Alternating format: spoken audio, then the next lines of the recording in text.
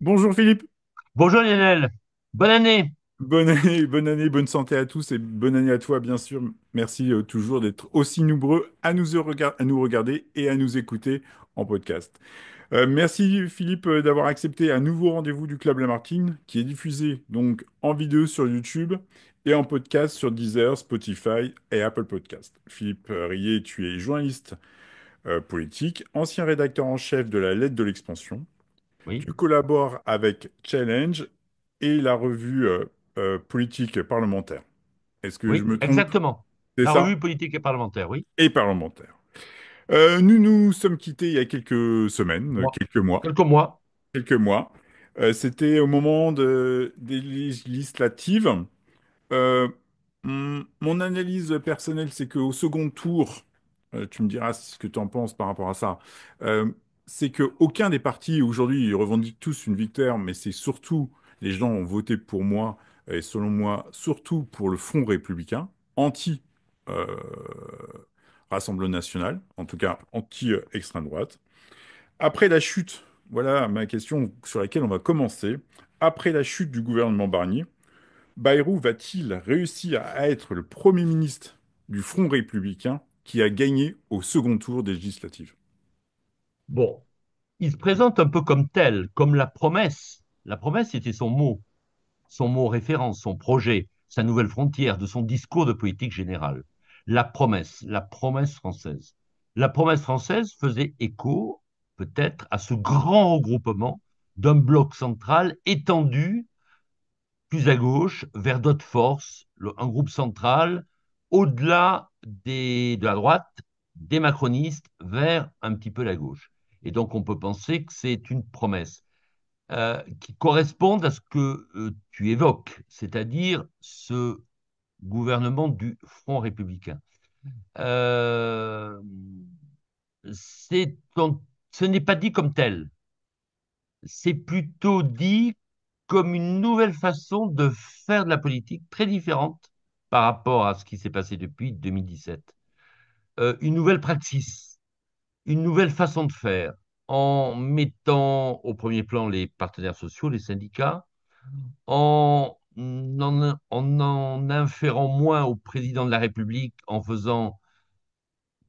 occupant pleinement le poste de Premier ministre, avec une majorité, possiblement élargie.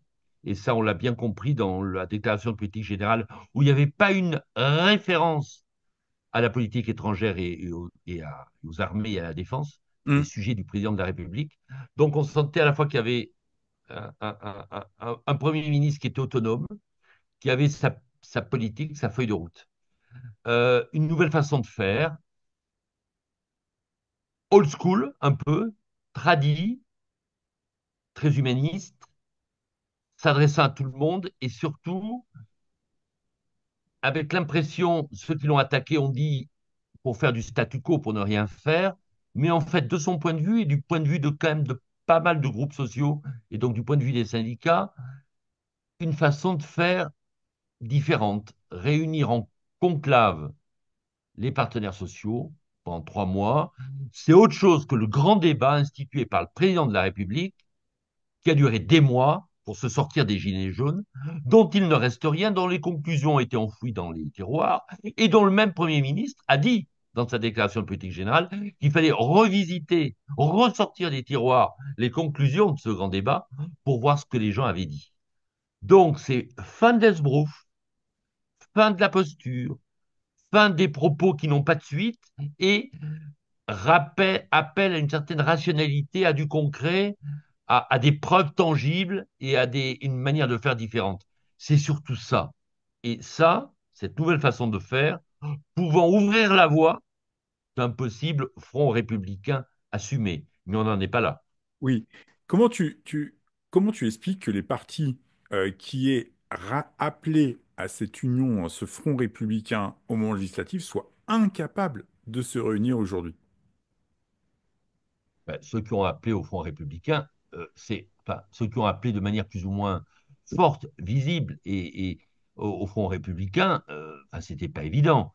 Attal a appelé à une certaine forme de front républicain, mais après, euh, enfin, tu as vu quand même des partis, peut-être pas LR, mais du côté des macronistes, qui appelaient plutôt à voter Front républicain, donc avec la gauche et donc Nouveau Front populaire.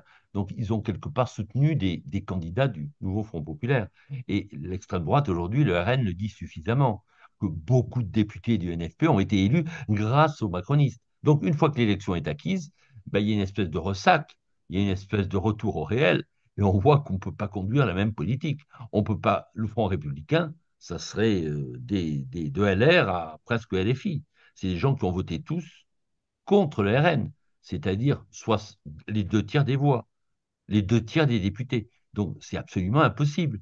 C'est tout à fait irréaliste, comme président de la République pendant la présidentielle, qui dans l'entre-deux-tours fait des œillades à Jean-Luc Mélenchon, au Non. NFP, Oui, en, oui, rappelle-toi, en oui, bien sûr, bien sûr, bien décrétant que sûr. l'écologie doit être la mère des batailles, Oui. en voulant nommer un Premier ministre qui soit à la fois ministre de l'écologie. Mais où en est-on 2 ans après? Oula. L'écologie qui est à la septième, qui est passée à 6 ou 7e priorité. Et l'écologie n'est pas en tête du rang des ministres. Donc c'est une vaste blague. Donc il y a quand même des fondamentaux politiques qui fait qu'un front républicain, si c'est un front républicain, on n'est pas dans la position du front républicain du gouvernement d'après-guerre où il y avait à la fois les communistes et la droite et le centre et les socialistes. On est dans une espèce de posture au départ pour gagner les élections, pour espérer transformer la victoire aux législatives par une majorité qui n'arrive pas. Et donc en politique, on fait un front républicain aux acquets, réduit aux entournures, limité. Il a été limité longtemps au bloc central. Il tend peut-être à s'étendre à d'autres forces euh, par rapport au projet de loi, peut-être par rapport au budget avec le PS et une partie du PS, mais la messe n'a pas fini d'être dite, mais je ne vois en aucun cas la possibilité à court et moyen terme d'un gouvernement de front républicain par rapport au RN pour deux raisons, parce que le président de la République est d'abord très affaibli, On va en parler de ça. en début de quinquennat, ça pourrait être possible. Et deux, qu'il y a une offensive de l'extrême droite, de la droite dure, de l'ultra-droite, aidée par tout ce qui se passe à l'international, la victoire de Trump, qui fait qu'il y a une idéologie maintenant dominante et il y a quand même une grande majorité des Français qui se classent à droite et très à droite. Et donc là, c'est impossible de faire un front républicain contre le RN. Ça n'aurait pas de sens. Au même moment où la plupart des pays se livrent et élisent des majorités de droite et d'extrême droite. Petite, quand même, petite Incise. parenthèse institutionnelle. Est-ce que tu ne crois pas que le problème actuel politique n'est pas lié à deux choses?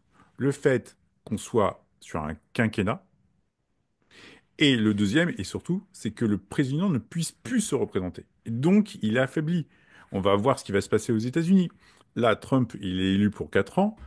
La plupart du temps, lors du deuxième mandat à mi-chemin, le président n'a plus de pouvoir. Et on est en train de le vivre en ce moment. Le jour où il a Alors, été il y élu, a un il autre a perdu facteur tout aussi, pouvoir. il y a un autre facteur aussi qui joue en France, c'est le mode de scrutin. Le mode de scrutin majoritaire, qui fait que peu de choses peuvent arriver. Si tu avais une proportionnelle, ça pourrait être beaucoup plus facile pour le PS de s'émanciper, etc., et d'arriver à un gouvernement de compromis et de coalition. Là, c'est Tu juste pas crois vraiment possible. à ça? Ils sont pas Ah, ça fichus de pourrait. s'entendre aujourd'hui. Ils sont pas fichus. On est dans la posture. Est-ce que c'est un problème? J'ai du mal à croire que le mode de scrutin changerait quelque chose. Ils sont... Moi aussi, je suis d'accord avec toi, mais ça, c'est un autre sujet. Mais beaucoup d'observateurs, de politiques te disent que ça pourrait peut-être Ouais, regarde. un petit peu changer. Là, quand même, le PS peut pas aller très loin dans l'émancipation par rapport à LFI, parce qu'ils sont partie prenante. S'il y avait des nouvelles législatives Oui, immédiatement, ils mais, devraient faire front commun, pour le oui, coup. mais Eux, demain, clairement, le PS tout seul, des législatives PS tout seul ou même avec les Verts, ils sont pas deuxième. absolument. Je suis de Donc, ton avis.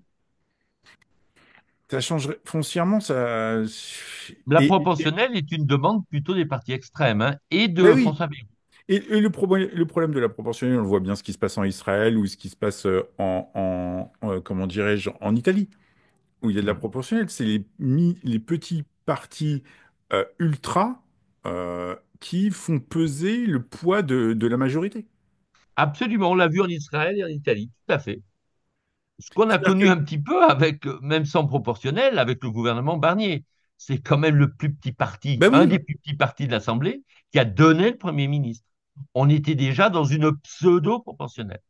Je pense que c'est un faux sujet, mais quelque part, tu sais, il y a des fondamentaux des partis. Et François Bayrou, s'il est toujours là, dans quelques mois, il va sûrement vouloir avancer sur la proportionnelle. Pour une raison ou pour une autre, il est nostalgique d'un système qui n'est pas Israël, qui n'est pas Italie, mais qui est de la quatrième République. Et dans cette troisième et quatrième République, où certes on a l'habitude de dire qu'il ne se passait rien, que les gouvernements étaient instables, etc. Mais tu avais souvent au pouvoir qui faisait la politique des forces de droite et de gauche ensemble. Et ça, c'est un mythe français. C'est un mythe du centrisme. Et ça plaît à François Bayrou. Et mais tu avais des extrêmes à l'époque, le Parti communiste qui était infréquentable, un peu comme LFI aujourd'hui, et puis les gaullistes qui étaient suspects, qui étaient menacés de faire un coup d'État, quoi. Et donc on trouvait des formations où il y avait le centre droit, les radicaux, le PS. On l'a trouvé ça. Et ça, quelque part, ça structure la tête de François Bayrou. Doublé d'une autre donnée, c'est une espèce de pensée que croire que ces mouvements, ces partis du centre, sont favorables à deux choses, à l'Europe, ouais. sont européistes, alors que les autres ne le sont pas.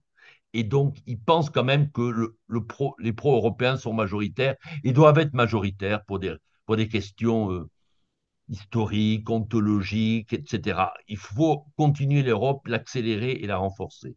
Et puis que quelque part, ils sont pour... euh, Oui, mais regarde, aujourd'hui, il y a eu ce front républicain des forces centrales.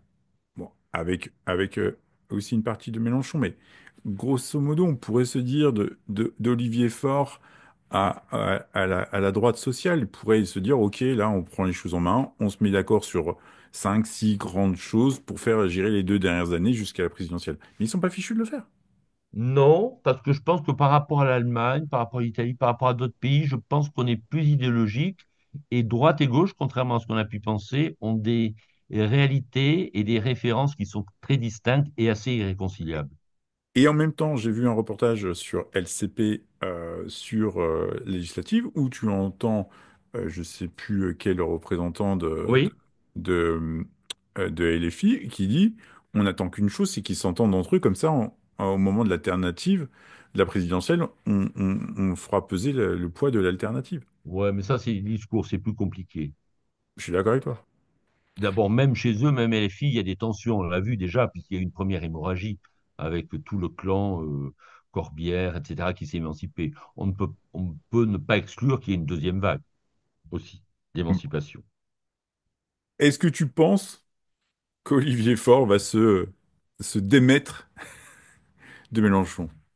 Est-ce qu'il est Alors, il y capable? a Parce qu'à chaque fois, il nous dit, oui, il fait des grands discours sur se, se démettre, mais il revient souvent à la maison quand même. Non, non, il fait pas. C'est tout récent qu'ils veulent se démettre. Et il l'a dit de manière publique et en chair, je dirais, devant l'hémicycle, tout récemment cette semaine, lors de ses réponses pour la déclaration de politique générale, hein. C'est tout récent. Pour le moment, il était très solidaire. Non, non, c'est des postures, c'est des manœuvres, etc. Non, il y a deux hommes forts là depuis, enfin deux hommes qui étaient rien et qui font les 20 heures. Et ces deux personnes ne faisaient plus les 20 heures depuis 10 ans.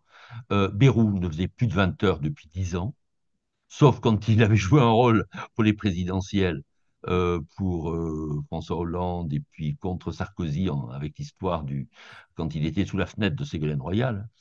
Et là, on avait 20 heures. Bayrou qui était très en vedette, et puis fort.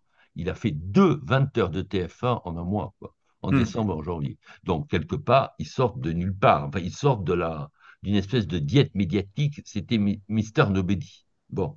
Alors, Monsieur Faure, il n'a jamais, non, il était suspecté justement d'être otage et d'être très proche du nouveau Front populaire. Donc, c'est complètement nouveau. C'est nouveau parce qu'il y a plusieurs paramètres. Pour lui, il y a trois paramètres. Il y a le paramètre d'une partie de sa base, notamment dans les départements ruraux. pour, pour ses collègues députés des champs, comme je l'appelle, à différence des députés des villes, ben, c'est qu'ils ont un électorat qui leur dit, bon, ça va, on ne peut pas collectionner les, les censures, les nouveaux premiers ministres, il faut qu'on ait un budget, un petit peu de stabilité. Donc là, il a cet appel, hein, etc. Bon, après, il a son congrès. Il a Hmm. le congrès du PS qui est au mois de mars, au mois d'avril, enfin d'ici l'été. Et là, il joue sa carte. Et là, il aime le pouvoir. Il pense qu'il n'y a pas tant que ça de concurrents au sein du PS.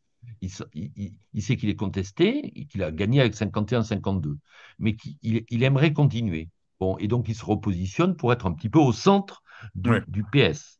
Alors, il est sous la pression de ceux qui veulent le voir dégager, François c'est-à-dire Hollande. les deux représentants des deux minorités, Madame Hélène Geoffroy et Monsieur Maillère-Rossignol, qui à eux deux font 48%. Bon, mais là où il peut y avoir aussi à l'intérieur des dissensions. Et puis, non, peut-être pas de candidat contre lui. Et puis, il y a Hollande qui joue, dont on dit que il a un problème face à Olivier Faure, mais qui veut s'en débarrasser. Avec qui, je ne sais pas, avec lui-même, avec un autre. Mais ce qui était cocasse avant-hier, c'était de le voir applaudir ça, Olivier Faure à tout rompre, debout, pour l'acclamer, quand il a déclaré qu'il n'allait pas censurer le gouvernement, Hmm. même si le PS se réservait une possible motion de censure si le conclave s'enlisait. Donc on est en plein processus, hein. On ne sait pas comment ça va évoluer, mais ça bouge. Ouais, rappelons que la dissolution nous a coûté, j'ai lu l'autre jour, 71 milliards. Oui. Il y a Donc 71, personne n'a envie de recommencer peut-être. Enfin, quand même. Genre, et ça j'ai lu poserait. un Oui, article que la dissolution avait coûté à l'Assemblée nationale 28 millions. oui. Je suis pas sûr qu'on ait beaucoup d'argent à foutre en l'air encore en ce moment, quoi. Oui, enfin, la dissolution, c'est une possibilité hein, qu'on a la dissolution, elle est dans la Constitution. Bon, 28 millions, c'est pas ça qui va réduire le. C'est pas grave par rapport à nos déficits, hein. C'est peanuts. Mais bon, quand même. Comme le fauteuil de Monsieur Larcher, il ne faut pas non plus s'arrêter à il coûte 40 000 euros. Il ne faut pas se focaliser sur des dépenses. Bon, ben, s'il y a une dissolution, il y a une dissolution. C'est pas tellement le coût pour l'Assemblée de la Ouais. dissolution. C'est ce que la dissolution a coûté en décisions d'investissement retardées, en boîtes qui ont finalement hâté leur fermeture, leur dégraissage, et puis l'évolution des taux de crédit, enfin du crédit à l'international. C'est surtout Et ça qui a été coûteux. alors, le PC, là, quand même, a joué, pour finir avec la gauche, là, le PC et les Verts, pendant un moment, ils étaient avec le PS, en tout cas, ils étaient sur une ligne non mention de censure, et là, ils tendent plus avec Mélenchon. Qu'est-ce que tu en comprends? Alors, au départ, il y a une tentation du PS, effectivement, d'agglomérer les deux autres, de s'attirer, de se distinguer. Ils sont tous agacés, en fait. Verts, mais surtout communistes, et surtout PS, ils sont agacés par l'emprise et le style de LFI. Donc, ils se sont regroupés. Parce qu'au départ, il y avait vraiment l'espérance qu'il y ait une suspension de la réforme des retraites. Et je pense que François Bayrou et surtout Éric Lombard, le ministre des Finances qui vient de la gauche, leur a laissé entendre cela. Alors, est-ce qu'ils ont mélangé l'espérance et la réalité des choses? Mais il y a une période de négociation où ces trois partis se sont regroupés. Bon. Et puis, le rendu de la copie lors de la déclaration de politique générale était très déceptif. On a eu un Premier ministre qui n'allait pas très loin, qui était très flou, qui s'en mêlait dans les pages, qui a surtout très mal répondu lors des réponses aux présidents de groupe fin de journée entre 19h et 20h, on l'a moins vu, mais qui était vraiment pas brillant, ni sur la forme, ni sur le fond. Donc ils ont eu l'impression un petit peu de s'être fait avoir avec cette non-suspension qui finalement était actée. Et donc là, Verts et Parti communiste, qui n'était peut-être pas leur intention au départ, se sont désolidarisés et on dit que par rapport à l'électorat, ils ne pouvaient pas voter pour, eux, s'abstenir. Et donc, ils ont rejoint les filles. Alors là, ça a encore un petit peu changé. Aujourd'hui, on a vu que le PC et les Verts voulaient à nouveau continuer à négocier la réforme des retraites, etc. Donc, c'est un pied d'un côté, un pied de l'autre. Hmm. Bon, je crois qu'on aura l'issue de l'histoire lors du vote du budget, hein. Mais pendant un mois, on va encore un peu ergoter hésiter entre les deux stratégies. Il va y avoir des... Personne n'a envie de rompre le Hmm, NFP. Même, je crois, M. Coquerel a dit aujourd'hui que il y aurait de graves conséquences si les socialistes ne votaient pas la motion de censure pour le budget. hmm. Donc j'ai l'impression qu'il y a un sursis jusqu'au vote du budget. Et donc on va avoir pendant un mois une période un petit peu agitée, où on va avoir des signaux envoyés dans un sens ou dans l'autre, mais sans vraie lecture définitive de ce qui va se passer. Quelle est aujourd'hui l'ambiance chez les macronistes? Alors, chez les macronistes, ils se sont montrés moins persifleurs que lors du gouvernement Barnier, où on a eu l'impression qu'avec Barnier, il y avait une escouade de députés proches de Wauquiez, de Barnier, LR, Alexandre Portier, le maire de Valence, etc. Retailleau. On avait l'impression qu'ils étaient très agacés et surtout que cette droite de Barnier faisait une politique d'augmentation des impôts. Alors là, ils devenaient fous et voulaient détricoter la loi sur la retraite, des mesures fiscales qui étaient... Bon, Barnier voulait faire un deal avec une grosse purge, hein, 60 milliards, économie et augmentation des impôts, c'était beaucoup. Et donc, ça passait par beaucoup d'augmentation d'impôts. Et ça, ils sont devenus fous. Et là, ils ont affaire à un Premier ministre où finalement, chaque parti, chaque sensibilité est un peu noyée, est un peu affaiblie. LR est un peu affaibli. Il Hmm, y a Retailleau, mais les LR, le fan club de Vauquiez est un peu affaibli. Et les LR qui sont au gouvernement sont pas tous des vedettes. Yannick Noder, Madame Louvagie, Monsieur Tabarot, qui lui-même a quelques casseroles judiciaires qui lui pendonnaient. Enfin, la chronique, enfin, il semble, il y a une enquête judiciaire concernant ses activités à la mairie du Canet, etc. Donc, c'est plus faible, LR. Donc, quelque part, il pense que LR est plus faible et qu'il y a un petit peu de centre-gauche avec Éric Lombard, avec Valls, etc. Donc, quelque part, ils retrouvent un petit peu d'air et ils sont moins méchants, ils sont moins persifleurs. Par ailleurs, les macronistes, avec leur chef Attal, ils ont senti qu'Attal avait été contre-productif en attaquant comme un fou, hmm. avec à l'époque Darmanin, qui n'était pas encore ministre de la Justice. Quand ils étaient députés, là, tous les deux, sous Barnier, ils étaient, ils n'avaient pas le bon ton, ils paraissaient un peu chien fou, excité, critiquant tout, pas très responsable. Alors Darmanin est revenu comme ministre de la Justice, en doublon, en tandem avec Retailleau. Retailleau, il joue la carte de l'ordre, etc. Et du coup, Attal, il est tout seul, et confère des discussions que j'ai eues avec ses collaborateurs, il est plutôt tenté par la contrition, en tout cas par la modestie. Et tu ne le vois pas dans une grande offensive médiatique. Il avait prévu une grande tribune dans le JDD, dans le premier JDD de rentrée, où il aurait fait un acte de contrition, ça a été annulé. Et il a fait quelques interventions, mais plus modestes. Je pense qu'il se dit qu'il faut qu'il s'implique dans le parti, dont il a été élu secrétaire général Renaissance. Hmm. Et donc là, je pense il va beaucoup bouger là-dessus. Oui. Donc, position d'attente et d'écoute. Bon, même si des proches sont toujours au gouvernement, mais bon, ils observent. Et dans les proches, là, j'ai l'impression qu'il a moins de proches Ah, il aujourd'hui. a moins de proches. Ouais. Ben oui, Anne Janté était une proche, ministre de l'Éducation nationale. Elle a été remplacée par Madame Borne. Hmm. Les proches Sorti? ont été écartés. Et le gouvernement, quelque part, est plus pluriel, est plus composite, avec différentes tendances. Et il est quelque part affaibli enfin, ce qui est remarquable dans ce gouvernement par rapport au précédent. Au précédent, je dirais, depuis 2017, et par rapport à Michel Barnier, c'est qu'on a 4 ministres d'État. Hmm. Ministre d'État, c'était un titre qui avait disparu des gouvernements successifs depuis pratiquement le début, à vérifier, hein, depuis Michel Barnier. Mais dans les gouvernements et les présidences d'avant, il y avait un ou deux ministres Oui. d'État. Oui, Et oui. là, le fait d'avoir enfin au moins Non, deux, quatre, trois, non quatre. mais trois anciens premiers ministres, Ah oui, trois en premier c'est cycle. Oui, extraordinaire. C'est à la fois 4 ministres d'État oui, et c'est ça. deux anciens premiers ministres, Madame Borne et Monsieur Valls.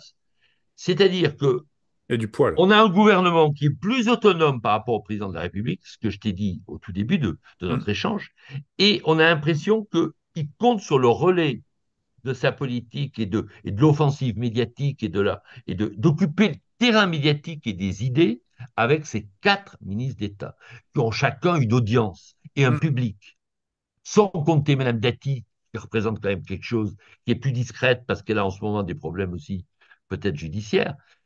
Mais on a quand même des poids lourds. Le mot poids lourd veut dire quelque chose. Et Ouais. ça se manifeste par le titre de ministre d'État. Et ça, pour moi, c'est très fort. On n'en est que début. Et quand ça va se souquer, quand ça va être compliqué là pour le gouvernement, ben, ça va l'être. Quand tu vas avoir un budget qui va annoncer des mesures pénible, enfin pour le portefeuille des Français, j'imagine. Bon, même s'il y a eu quelques douceurs apportées grâce à la négociation avec le PS, je pense qu'on va entendre ces ministres qui vont aider et parler à la place en complément du Premier ministre. On peut compter aussi sur une surprise, quelqu'un qu'on ne connaît pas, Éric Lombard, qui est reconnu par tout le monde, qui dirigeait la Caisse des dépôts, qui va apparaître, qui a des faux looks de Valéry Giscard d'Estaing, un peu. Valéry Giscard d'Estaing, ancien ministre des Finances, ancien président, un peu à l'ancienne, un peu tradit, mais qui a une espèce de voilà, qui a une espèce d'autorité naturelle et lui aussi connaît beaucoup le terrain. Autre caractéristique de tous ces gens-là, pas de tous, parce que Valls et Borne ne connaissent pas forcément tout le terrain, mais on a des gens, Bayrou, Lombard qui était à Caisse des dépôts, qui connaissent admirablement la France des régions, des territoires. C'est certainement le gouvernement. Ainsi que Rebsamen, quelqu'un Oui, que tu connais, oui, le maire de Dijon. C'est des gens quand même qui sont je le très connais. castés par rapport à leur ancrage territorial. C'est plus la génération des ministres un peu euh, de de l'équipe Attal ou des premiers gouvernements Macron. Quand tu dis que je connais le premier, je le connais parce que j'habite Dijon. C'est ce qui Voilà. veut dire. Comment dirais-je? C'est certainement le gouvernement le plus politique de ces 8 ans. Ah oui, pour moi, c'est un gouvernement, non, sans vouloir rire, sans vouloir préjuger de sa longévité ni de son efficacité. Je considère qu'on renoue avec un gouvernement qu'a connu François Bayrou quand il était ministre de Ouais, ouais. l'Éducation, où tu avais à la fois du Pasqua, tu avais des gros requins, enfin des Hmm. gros squales, des Oui, squales, oui. des barons de tous les bords. Les barons. Les barons. Veil, Pasqua, etc., des barons, Balladur, etc. Et des gens Alliomarie. qui n'étaient pas d'accord sur les sujets, mais qui, par leur autorité, ce qu'ils représentaient, étaient forcés de se causer et de s'entendre. Hmm. C'est ça la révolution. C'est ça. C'est le ministre le Est-ce que, premier ministre le plus politique. est-ce que tu considérerais que là, c'est la signature de l'échec du macronisme? Oui, en creux manifestement. L'échec, on le verra, tu sais qu'à la fin. Hmm. Je fais un scénario dingue hein, que je livre à ceux qui nous regardent. Euh, c'est des hypothèses qui m'ont été évoquées par des gens que j'ai croisés, etc. cette semaine. Macron pourrait tout d'un coup se grandir par une ou deux initiatives là que j'évoque en vrac qui forcément n'arriveront pas en même temps, mais qui pourraient arriver. Quelqu'un me disait, tiens, Marine Le Pen va être condamnée lourdement, mais elle va peut-être avoir son exécution provisoire d'inégibilité. Quelqu'un me disait, mais pourquoi ne pas exclure, et je vais plaider en sens, me disait-il auprès du président, que le président exerce sa grâce. Ouais. C'est extraordinaire. Vous savez, je suis pas contre Ouais. Marine Le Pen, etc. Ouais. Mais ça serait inconcevable qu'elle ne participe pas au débat. Extraordinaire. Deuxième idée. Je sais que je suis détesté, que je ne vais pas finir mon mandat, mais je veux le finir avec une proposition qui me tient à cœur. Hmm. Geste gaullien. Hmm. Un référendum. Je le perds et je pars. Enfin, je pars.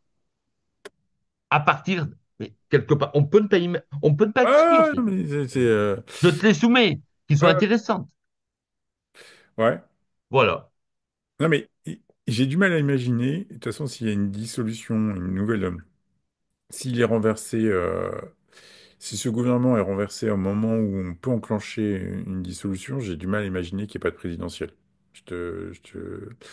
J'ai du mal à imaginer qu'il puisse tenir jusqu'au bout. Mais après, c'est... Il a parlé de consulter le pays, hein.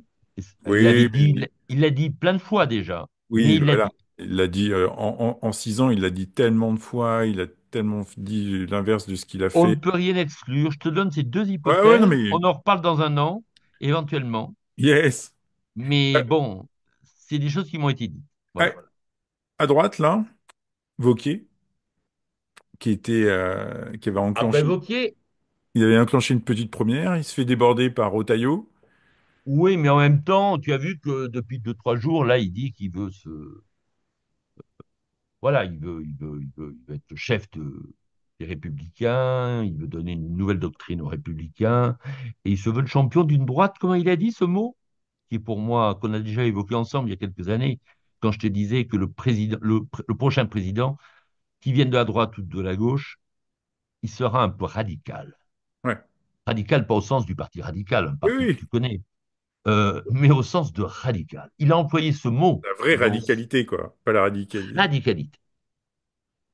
Pour moi, et c'est ce qui va peut-être manquer à Édouard Philippe, des gens comme ça, si tu veux, en creux, voilà, voilà, Hmm. radical. Darmanin, il est un peu radical. Hmm. Vauquiez, il est un peu radical. Tu- Attal, d'une certaine manière, il est un peu radical. Il a été sur la baïa. On ne pourra pas. Je pense qu'il faudra quelqu'un à la fois d'âgé, de mûr. On ne fera pas confiance à un tout jeune. Ça peut handicaper Attal, etc. Mais on fera confiance. Il faudra quelqu'un qui soit un peu radical sur certaines choses, dans la forme et sur le fond. Je veux dire que... Alors, Retailleau l'est au gouvernement tous les jours, Ouais, mais dans 6 mois, on va lui dire qu'est-ce que tu as fait.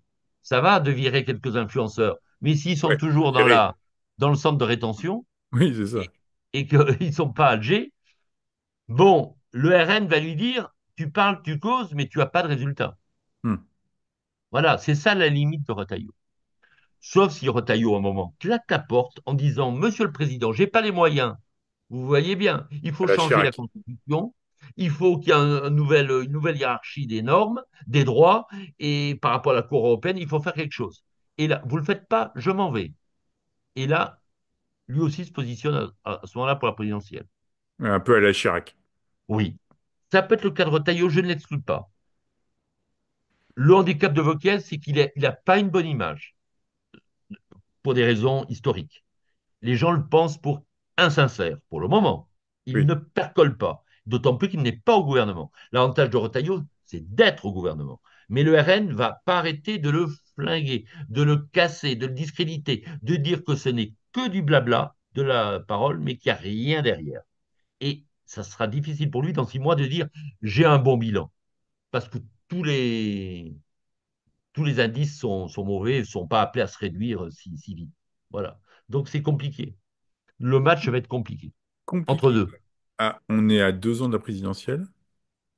Oui, Dans chaque parti, j'aurais tendance à dire, à part Mélenchon, et, mais même à part Mélenchon, il n'y a aucune personnalité qui sort du lot actuellement.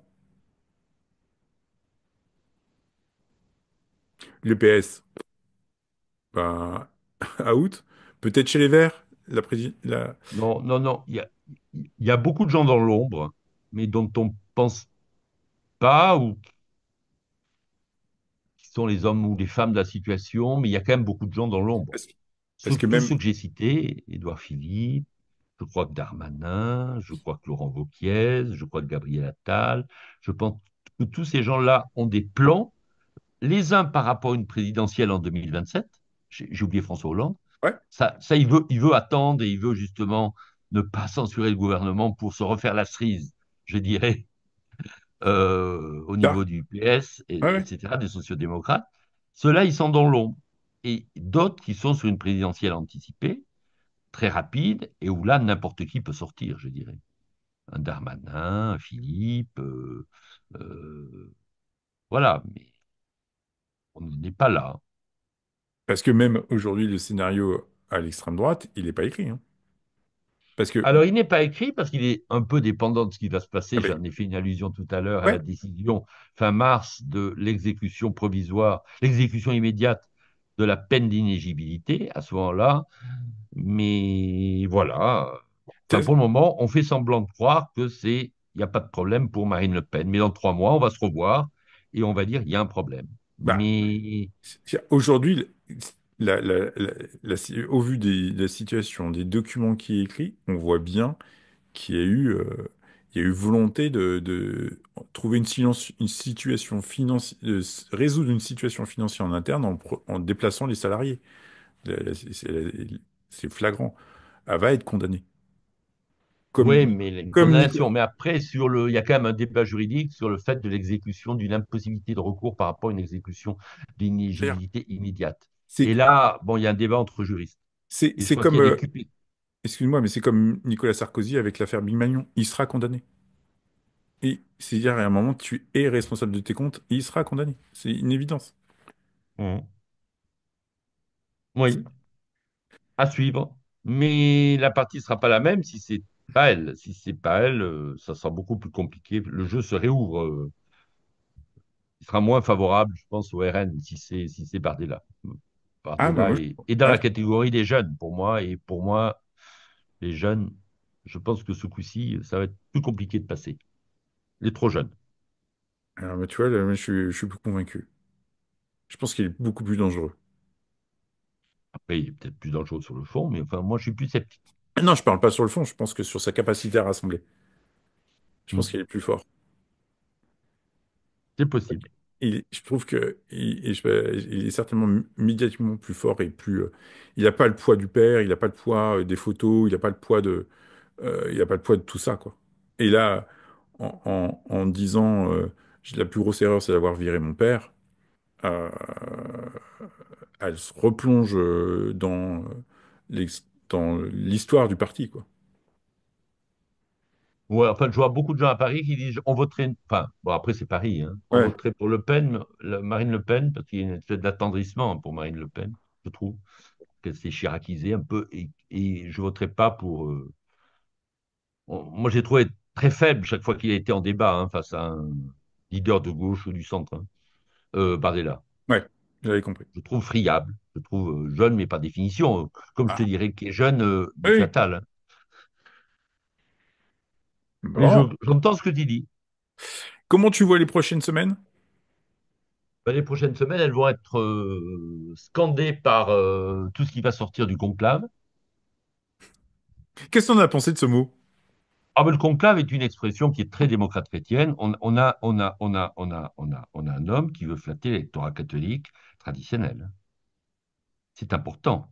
Qui sait qu'il y a une demande spirituelle en France, qui sait que la France est minée par les guerres de tranchées entre juifs et islamistes, enfin à la faveur de ce qui se passe au Moyen-Orient, et que le pape est venu il n'y a pas longtemps, et donc qu'un homme public, qu'un Premier ministre emploie le mot conclave, c'est très osé. Je pense qu'on n'aurait pas pu sortir ce mot il y a 10 ou 20 ans.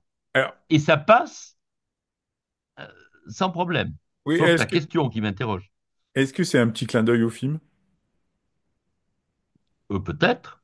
Non, non, je sais pas s'il est allé voir le film, un film que nous recommandons tous les deux, Oui. je pense, qui était bien, qui avait des limites, mais qui était bien, que j'ai trouvé bien. Non, ce conclave, ça fait référence à, on vous met, le conclave, on l'a connu pour la réforme d'Air France, hein, avec Christian Blanc à une époque, sous le gouvernement Rocard. Hmm. Hop, et la Nouvelle-Calédonie, on met 10 personnes pendant 3 jours, 8 Oui. jours à discuter ensemble, et il en sort une solution, point barre. Ça, c'est pour moi, c'est ma méthode. Il me semble qu'on en avait parlé il y a longtemps. Ah, on est bien Déjà, je d'accord. t'avais évoqué, c'était un truc, je comprenais pas pourquoi c'était pas fait, ça. Bon. Et là, je trouve, on va vers ça. C'est ce qu'avait fait Bernard Stasi, tu sais, la commission Hmm. laïcité, Laïcité, il y oui. a 20 ou 30 ans. C'était une commission, mais qui avait une obligation de résultat et de moyens. En un mois, 2 mois, hop, on torche un truc et on met des gens de tous bords. Ça, je trouve ça excellent. Voilà. Bon, mais ça va devenir palpitant si on apprend que dans 15 jours, la CGT, par exemple, quitte le conclave. Hmm. Voilà, là, ça va tanguer. Bon, voilà, là, ça va être donc un feuilleton. Et puis, les prochains mois, bon, vont être scandés aussi par voilà, les déclarations des uns et des autres. Non, mais surtout, ce qui va compter, c'est à partir de lundi, là, ce qui nous arrive des États-Unis. Et c'est Trump et les premières décisions, les premiers décrets. Ça va être inimaginable. Je pense que dans 8 jours, on se revoit, on va être KO debout. On va avoir des taxes qui vont nous tomber dessus sur le cognac, sur des tas de choses. Le pays peut être à nouveau à cran sur plein de sujets, avec un sentiment de on est moins que rien. Ouais, mais là, encore une fois, l'électorat américain et quel que soit l'électorat est toujours très surprenant. C'est qu'ils votent en raison de l'inflation pour Trump, parce que sous Biden, il y a eu beaucoup Oui, d'inflation. Ils votent pour Trump. La première décision que prend Trump, c'est augmenter les taxes sur les importations. De fait, il y aura de l'inflation. oui. Ah, mais ça, c'est leur problème. On verra Ah, dans mais 2 ans. Il y a des mi-termes, hein, tu sais, tu l'as dit tout à oui. l'heure. On verra dans 2 ans hein, s'ils sont les résultats de ça. Mais nous, ça va nous impacter comme tu peux pas savoir. Hmm, À la fois X et la régulation du numérique, à la fois tout ce qu'on appelle le progressisme. Enfin, je suis frappé par le nombre de boîtes qui, sous l'influence de Trump et Musk, abjurent maintenant la mixité, les valeurs d'inclusion, etc. Enfin, tout ce sur quoi s'est construit le capitalisme depuis 20 ans en France. Enfin, qu'est-ce qu'ils vont faire? hmm, Est-ce qu'ils vont suivre ou pas? Ça va être un choc terrible, mais terrible. Et tu vas avoir des décisions, s'ils se retirent, ils vont se retirer de la COP 21, évidemment, pour hmm, l'écologie. Ils vont se retirer peut-être enfin, pour l'OTAN, enfin, il y a l'Ukraine. Tu vas avoir un nombre de sujets où on va être au pied du mur, Lionel. Et on va voir comment les partis réagissent. Je pense que les prochaines semaines vont être rythmées par ça. On va commenter jour après jour tout ce qui nous arrive de Washington. Est-ce que un personnage comme Thierry Breton, il peut surgir comme l'homme qui a été contre Musk au niveau européen et Oui, mais enfin, tu as appris, trop tu es quand même intellectuel? tu es pas sans savoir qu'il y a 3 jours, ils viennent d'accepter d'être travailler pour la Bank of America. Ça vient d'être annoncé il y a 3 jours. Hmm. Comment quelqu'un qui a prétendu lutter, enfin, je sais pas, enfin, je veux dire, là, ça interroge nos élites. Christophe Castaner, l'autre jour, qui rejoint Chan. Ouais, Shine. Et bon, Chan, alors que la fédération du prêt-à-porter féminin-masculin remonte au MEDEF en disant faites quelque chose contre Chan. C'est l'anti-France. C'est l'anti-Made in France. Hmm. Comment un ancien ministre de l'Intérieur, macroniste, peut se mettre au Alors, service du alors, lobbying de Chan? Et là, tu as Thierry Breton, que je trouvais plutôt. Oui, donc je pouvais partager certaines positions. Et là, il va travailler avec 3 réunions par an pour Bank of America. Enfin bon. c'est, Non, moi, ça me déroute tout ça. bah, si tu regardes les Allemands qui travaillent pour les Russes, Oui, des anciens premiers ministres français, ou Jean-Pierre Raffarin, oui, la Chine. voilà, pour la Chine, Oui, en fait, c'est la problématique. euh, En fait, quand tu fais de la politique, la vie, la vie publique te retire du marché du travail. certes. Et, et il te ferme des portes, indéniablement. Et du coup, quand ça s'arrête, c'est compliqué de gagner sa vie. Alors, une petite précision qui va aller dans son sens, mais qui va t'amuser. Jamais on n'a vu autant d'anciens députés battus, mais qui étaient dans la politique, euh, qui, parce qu'ils ne retrouvaient pas du boulot Mm. dans la vie des affaires, dans la vie professionnelle, parce que maintenant, ils sont plus bankable, ces gens. Ils sont considérés comme des députés ou des anciens ministres un peu incapables. Tu en as au moins une dizaine qui sont revenus dans les cabinets là, Mm. de ministres. Ah, qui sont revenus dans les cabinets de ministres. Oui, Ouais. conseiller parlementaire, Madame Miralles, secrétaire d'État ou ministre délégué aux anciens combattants. Elle vient de recruter 2 anciennes députées macronistes. Il y avait un écho dans le Canard enchaîné cette semaine. Mais il y en a pléthore. Oui, Louis Marguerite, oui, mais regarde. lui, il était député battu. Il était pressenti pour diriger Business France, pour remplacer Laurent Saint-Martin. Hop, il est dans je ne sais plus quel cabinet, ou à Bercy ou à Matignon. Louis Marguerite.